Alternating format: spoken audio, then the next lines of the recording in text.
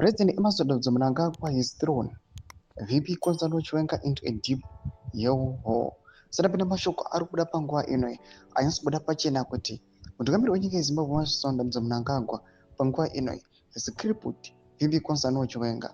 We do not know VP Constantino Chiwenga's moves kuti panguva ino vachaita sei after kuda kwechitagurei anyasi kuzivikanwa kuti aiwa ndiye threat yaVP Constantino Chiwenga.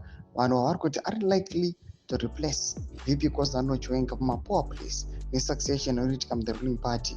Ndokuti ibva wasubscribe like on the bell icon. Ndimuna muna mubuda nyika muchinzi.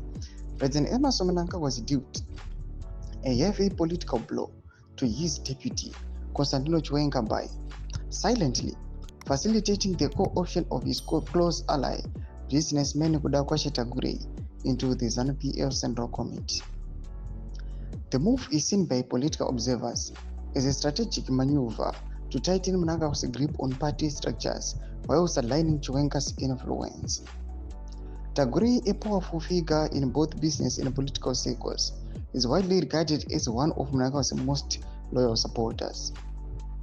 Analysts suggest that bringing Tagurei into the party's top decision-making board further tilts the balance of power in Mnangagwa's favor, potentially leaving Chiwenga politically cornered ahead of future leadership contests. Thomas Kwarubuda Pangwa ino Barukun Kwanzo the ruling party ZANU-PF manje they are heading for Congress.